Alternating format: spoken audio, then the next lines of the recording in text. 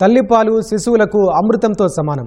అయితే ఈ అమృతం శిశువులందరికీ లభించడం లేదు. ఈ సమస్యకు చరమగీతం పాడేందుకు మంచి మనసుతో ముందుకొచ్చారు తమిళనాడుకు చెందిన కావ్య. అమృత సమానమైన మాతృమూర్తి చనుబాలును దానం చేస్తూ ఎందరో పసి ప్రాణాలకు ప్రాణదాతగా నిలుస్తున్నారు.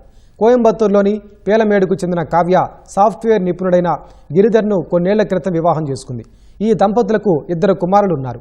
కావ్య మొదటి బిడ్డ నెలలు నిండకుండానే పుట్టాడు.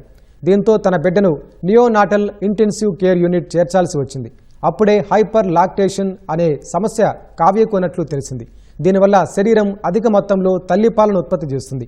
పాల ఉత్పత్తిని క్రమబద్ధంగా ఉంచడానికి రోజు ప్రత్యేక పంపును ఉపయోగించి క్రమం తప్పకుండా పాలను బయటకు తీయాలని కావ్యకు వైద్యులు సూచించారు.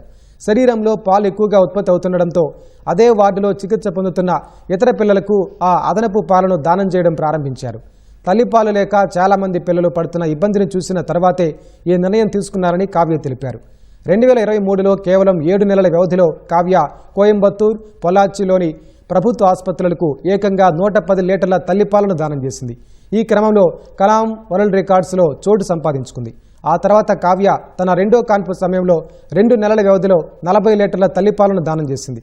ప్రస్తుతం కావ్య దంపతులు మగిజ్ము బ్రెస్ట్ మిల్క్ డొనేషన్ ట్రస్ట్ అనే స్వచ్ఛంద సంస్థను నడుపుతున్నారు.